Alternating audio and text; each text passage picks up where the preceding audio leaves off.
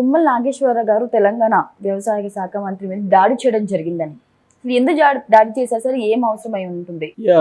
ఇందాకే ఒక breaking news వచ్చింది. అదేంటంటే తెలంగాణ అగ్రికల్చరల్ మినిస్టర్, వ్యవసాయ శాఖ మంత్రి తుమ్మల నాగేశ్వరరావు మీద ఒక దాడికి ప్లాన్ చేశారు. ఆ దాడి ప్లానింగ్ అనేది ఇప్పుడు బయటకు వచ్చింది. పోలీసులు దాన్ని కనిపెట్టారని చెప్తున్నారు. దీనికి సంబంధించి ఇంకా బయట అఫీషియల్గా పోలీసులు రివీల్ చేయలేదు, కానీ అన్అఫీషియల్గా మొత్తం లీక్ అయింది. అదేంటంటే ఖమ్మంలో ఆయన లాస్ట్ టైం ఖమ్మంలో ఎన్నికలకు ముందు బీఆర్ఎస్ నుంచి కాంగ్రెస్లో షిఫ్ట్ అయ్యాడు. అందువల్ల ఆయన మీద దాడి చేసి ఆయన్ను హత్య చేయాలనే ఉద్దేశంతో ఒక స్కెచ్ చేశారు. నేలకొండపల్లి మామిడి తోటలో ఒక స్కెచ్ చేశారు. ఒక వైద్యుడికి సంబంధించిన, ఒక డాక్టర్ సంబంధించిన తోట అది. ఆ తోటలో స్కెచ్ చేశారు కొంతమంది. ఒక అధికారి, ఒక డాక్టర్ ఇద్దరు కలిసి స్కెచ్ చేశారు ఒక రాజకీయ నాయకుడి ప్రమేయంతో అని వార్త వచ్చింది. దానితో 2 సార్లు రెక్కీ కూడా ఆయన నిర్వహించారు. ఖమ్మం మార్కెట్ యార్డ్ దగ్గర ఒకసారి అటాక్ చేద్దాం అనుకున్నారు, కానీ కుదరలేదు అనేది చెప్తున్నారు. సో ఎవరు చేశారు అనేదానికి ఆబ్వియస్గా కాంగ్రెస్లోకి ఆయన వెళ్ళినాడు కాబట్టి బీఆర్ఎస్లో చేస్తారు. రెండోది, అక్కడ బీఆర్ఎస్ క్యాండిడేట్ ఎవరు? పువ్వాడ అజయ్ కుమార్, మాజీ మంత్రి బీఆర్ఎస్లో. సో పువ్వాడ అజయ్ కుమార్ వర్గమే చేసే అవకాశాలు ఉన్నాయి. అది పోలీసులు ఏం చెప్పట్లేదు. మామూలుగా అయితే ఇంకెవరికి అవసరం? ఆయన అక్కడ నిలబడితే రిస్క్ ఎవరికి? పువ్వాడికే కదా. ఓడిపోయింది కూడా ఆయన, ఎందుకంటే ఈయన 50,000 పైన మెజార్టీతో గెలిచాడు ఈయన తుమ్మల. సో అందువల్ల ఇది జరిగిందంటారు. మామూలుగా అయితే ఏం జరుగుతుందంటే ఈ మధ్య ప్రొఫెషనల్ హంతకులు ఎవరు చేసినా ప్లానింగ్ అనేది ఇంపార్టెంట్. దాని తర్వాత రెక్కీ చేస్తారు. రెక్కీ అంటే ఏంటంటే అది ఫ్రెంచ్ వర్డ్, రికగ్నైజెన్స్ అని, రెక్కీ అని సింపుల్గా అంటారు. అంటే ఎక్కడ అనువుగా ఉంటుంది చంపడానికి. సో చంపిన తర్వాత అంటే చంపడానికి అనువుగా, వెళ్ళడానికి అనువుగా ఉండాలా, చంపడానికి అనుకూలంగా ఉండాలా, చంపిన తర్వాత పారిపోవడానికి కూడా అనుకూలంగా ఉండాలి. ఇవన్నీ ఎక్కడుంటాయి అనేది చూస్తారనమాట. సో ఈ అంశాలని పరిగణలోకి తీసుకున్నప్పుడు చాలామంది ఏంటంటే ఆల్టర్నేటివ్స్ ఒక 4-5 రకాల ప్లేసుల్ని ఇది చేయడం, తర్వాత రోజు వీళ్ళ రొటీన్ ఎట్లా ఉంటుంది, పర్ డే రొటీన్ అంటే రోజు మార్నింగ్ లేసి ఎక్కడెక్కడికి వెళ్తారు, రొటీన్గా ఏమైనా ఒక ప్లేస్కి వెళ్తారా అనేది చూస్తారు. అట్లాగే వల్నరబుల్ స్పాట్స్ ఎక్కడ ఉంటాయి అంటే వీళ్ళకి సెక్యూరిటీ ఉన్నా కూడా ఎంతమంది సెక్యూరిటీ ఉంటారు, జనం ఎక్కడ ఉంటారు. ఇప్పుడు ఫర్ ఎగ్జాంపుల్ ఈయన ఏదన్నా పర్సనల్గా ఒక ఇంటికో ఇంకో దగ్గరికి వెళ్ళినప్పుడు సెక్యూరిటీ కొంత లూజ్ అవుతుంది అప్పుడు. సో అలాంటి స్పాట్లు ఏమున్నాయి ఇవన్నీ కూడా చూస్తారు. చాలామంది ఏంటంటే రాజకీయ నాయకులు కానీ లేకపోతే ప్రముఖులను చంపేటప్పుడు వీళ్ళకి ఏమైనా బలహీనతలు ఉన్నాయా, అంటే వీళ్ళకి ఏమైనా అఫైర్లు ఉన్నాయా, అఫైర్ ఉన్నప్పుడు రహస్యంగా పోవాలి కాబట్టి సెక్యూరిటీ కూడా లేకుండా వెళ్తారు. ఇవన్నీ అబ్జర్వ్ చేస్తారన్నమాట. సో ఇలాగా ఈయన మీద కూడా రెక్కీ చేశారనేసి ఇప్పుడు పోలీసులు చెప్తున్నారు. సో ఇక్కడ మనకు కనబడేది ఏంటంటే ఇది నిజంగా చేశారా లేదా అనేది తేలాలి. చేసుంటే దానికి సంబంధించిన సాక్ష్యాలు ఏంటి అనేది. అయితే ఓవరాల్గా మనం తెలంగాణలో అబ్జర్వ్ చేస్తే జగన్ కంటే కూడా నిజానికి జగన్ రాగానే ఇలాగ అందరి మీద కేసులు పెట్టేయడం ఇవన్నీ చేయలే. స్లోగా అతను వచ్చాడు. అతను ప్రధానంగా చేసిన జగన్ ఏంటంటే అంతకుముందు ఇచ్చిన కాంట్రాక్ట్లను వెనక్కి తీసుకోవడం, దాంట్లో వాళ్ళ అంతకుముందు ఫర్ ఎగ్జాంపుల్ ఒక సంస్థకి ఒక నీటి ప్రాజెక్ట్ ఇచ్చారనుకో, అదేదో 10,000 కోట్లు అనుకో, నెక్స్ట్ జగన్ దాన్ని 9,000 కోట్లకో వేరే వాళ్ళకి ఇవ్వడం, 1,000 కోట్లు మిగిల్చానని చెప్పడం, ఇలాంటివి జగన్ చేశాడు బిగినింగ్లో తప్ప వ్యక్తుల మీద ఇమ్మీడియట్ కేసులు పెట్టలేదు. మెల్లగా అతను ఏం చేశాడంటే మెల్లమెల్లగా ఒక్కొక్కరిని కక్ష తీర్చుకోవడం కావచ్చు, లేకపోతే రకరకాల పద్ధతులు ఇబ్బంది పెట్టడం కావచ్చు. మామూలుగా రాయలసీమ స్టైల్ ఏంటంటే ఫ్యాక్షనిస్ట్ల స్టైలు, ప్రత్యర్థుల ఆర్థిక మూలాలని దెబ్బ కొడతారు.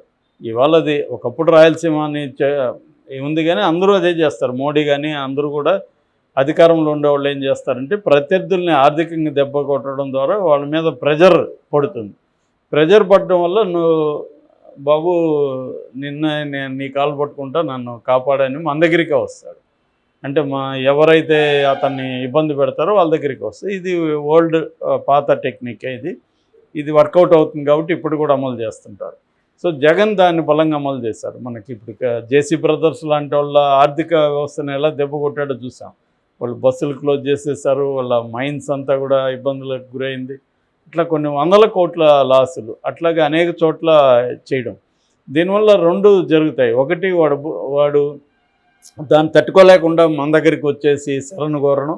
రెండోది అవతల క్యాంపులోనే ఉంటాడు కానీ ఇనాక్టివ్ అయిపోతాడు. ఎందుకులే జగన్తో పెట్టుకుంటే మనకి ఆర్థిక మూలాలు దెబ్బ కొట్టేస్తాడు అన్న ఒక భయంతో ఇదైపోతారు. ఎందుకంటే వాళ్ళ రాజకీయ నాయకులకి ఆర్థిక మూలాలు లేకపోతే ఏ పని కూడా చేయలేరు. ఇవాళ ప్రతిదానికి డబ్బులే. ఎవడైనా అంచులు ఉంటే వాడికి డబ్బులు లేకుండా ఎందుకు ఉంటాడు మనతో? ఎన్ని కథలు చెప్పినా, రక్తం బొట్లు పెట్టుకున్నా ఫైనల్గా వాడికి డబ్బులు ఇవ్వాలి ఏదో ఒక రూపంలో. సో ఈ కాంటెక్స్ట్లో జగన్తో కంపేర్ చేస్తే రేవంత్ రెడ్డి కూడా అదే పని ఇంకా ఎక్కువ చేస్తున్నట్టుగా మనకు కనబడుతుంది బీఆర్ఎస్ మీద. సో బీఆర్ఎస్కి సంబంధించిన ప్రతి నాయకుడు కేసులు పెట్టడం రాగానే ఇది ఎక్కువ ఉంది. అందుకని బీఆర్ఎస్ వాళ్ళు నువ్వు పరిపాలన పక్కన పెట్టి, ప్రజలను పక్కన పెట్టి మా మీద కక్ష తీర్చుకునే దానికే ఇంపార్టెన్స్ ఇస్తున్నావు అది అంటున్నారు.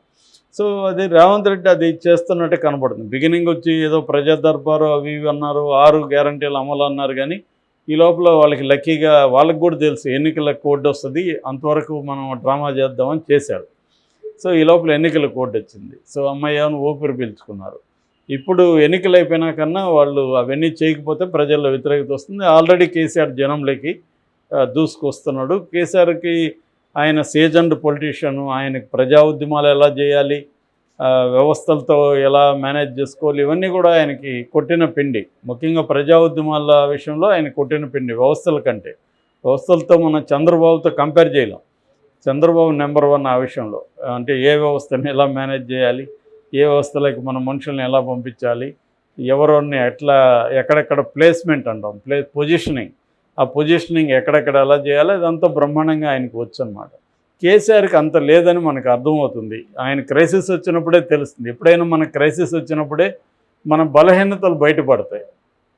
అంతకుముందంతా మనం బలంగా ఉన్నట్టు కనబడుతుంటాం అందరికీ బాగున్నప్పుడు. అధికారం ఉన్నప్పుడు ఎవడైనా బలవంతుడిగా ఉండే అవకాశం ఉంటుంది. లేనప్పుడే నీ అసలు బలం బయటకు వస్తుంది. అలాగా కేసీఆర్ ఎంత బలహీనుడో మనకి ఇప్పుడు అర్థమైంది. కవితను అరెస్ట్ చేసినా ఏమి చేసుకోలేని పరిస్థితి. అదే చంద్రబాబు అరెస్ట్ చేస్తే ఒక 50 మంది లాయర్లను దించారు, ప్రత్యేకమైన ఫ్లైట్లు వచ్చాయి, ఎంత హంగామా హడావిడి జరిగిందో చూసాం. రోజు పిటిషన్లతో వాయించారు అసలు అన్ని కోర్టులకి. అసలు కోర్టులంతా వీళ్ళ పిటిషన్లతో నిండిపోయింది. చివరికి జడ్జే ఎంతమంది ఇక్కడ వద్దు అని చెప్పాల్సిన పరిస్థితి ఏర్పడింది. ఇది ఇక్కడ అసలు ఆయన నోరే తెరవలే. నిన్నెప్పుడు ఆయన ఫస్ట్ టైం ఓపెన్ అయ్యాడు కేసీఆర్. కవితను అరెస్ట్ చేయడం, ఎందుకు అరెస్ట్ చేశారని ఏదో చెప్పాడు. మోడీని దుర్మార్గుడు అని ఒక మాట అన్నాడు. అంతేగాని ఆయన కేజ్రీవాల్ విషయం కానీ, ఢిల్లీ లిక్కర్ స్కామ్ గురించి కానీ ఏం మాట్లాడలేదు. దాన్ని ఇంకేదో బిఎల్ సంతోష్ మీద కేసు పెట్టాం కాబట్టి అరెస్ట్ చేశారన్నాడు. నిజానికి అది దానికి దీనికి సంబంధమే లేదు. అయినా కూడా ఆయన అంత ధైర్యంగా ఫైట్ చేయట్లేదు. సో ఈ కాంటెక్స్ట్లో రేవంత్ రెడ్డి ఏం చేస్తున్నా అంటే పాత కేసులన్నింటినీ తవ్వుతున్నారు. ఇది నిజానికి ఇప్పుడు మనం చెప్పుకునేది అటాకే జరగలేదు, జరగడానికి ప్లానింగ్ జరిగింది అంతే. సో జరగడానికి ప్లానింగ్ జరిగింది అనేది ఎలా నిరూపిస్తారు? జరిగిందనే నిరూపించడం కష్టంగా ఉన్నాయి. ఇప్పుడు జగన్ మీద జరిగింది, అదే ఏమవుతుంది? లాస్ట్ టైం జరిగింది జగన్ మీద కోడికత్తి కేసు, అదేమైంది? 5 ఏళ్ళుగా ఇప్పటివరకు అది ట్రయల్కి రాలేదు. అది ఇంకా ఎప్పుడు వస్తుందో తెలియదు. సో ఇప్పుడు రాయిదాటి కూడా అంతే. 4 రోజులు జరుగుతున్నాక అబ్బాయికి బెయిల్ వచ్చినా వస్తుంది, లేదా బెయిల్ లేకపోయినా అబ్బాయిని ఎవరు పట్టించుకోరు. ఇప్పుడు తెలుగుదేశం వాళ్ళు బీసీ అది ఇది అంటున్నారు, కానీ వాళ్ళు కూడా ఏమి లాయర్లను పెట్టి ఏమన్నా చేస్తారా? ఆ కోడికత్తి విషయంలో కూడా తెలుగుదేశం వాళ్ళన్న లాయర్లు పెట్టి హెల్ప్ చేస్తారా? లేదు. ఎవరో దయదలిచి సలీం లాంటి వాళ్ళు చేశారు. సో ఇలాగే అయిపోతుంది అన్నమాట. అందుకని ఇదేంటంటే మొత్తంగా కాంగ్రెస్ ప్రభుత్వం బీఆర్ఎస్ ప్రభుత్వాన్ని బదనాం చేయాలి. బీఆర్ఎస్ ప్రభుత్వం మా మీద దాడులకు ప్లాన్ చేసింది, మా మీద అటాకులు చేసింది, మమ్మల్ని జైల్లో పెట్టింది, ప్రజల డబ్బులు తినేశారు, ప్రజల ప్రాజెక్టులలో అవినీతి జరిగింది, ఇవన్నీ ప్రజల్లోకి తీసుకురావాలి ఎలక్షన్లలో గెయిన్ కోసం అనే ఉద్దేశం ప్రధానంగా కనబడుతుంది. ఇప్పుడు రేవంత్ రెడ్డి స్కీమ్స్లో ఎన్నికల తర్వాత నిజంగా ఈ స్కీమ్లు ఎన్ని ముందుకు తీసుకెళ్తారు, ఫోన్ ట్యాపింగ్ కావచ్చు, మిగతా వాటర్ ప్రాజెక్టులు కావచ్చు, ఇవన్నీ అనేది అప్పుడు చూస్తే కానీ మనకు అర్థం కాదు ఎంత చేస్తారు.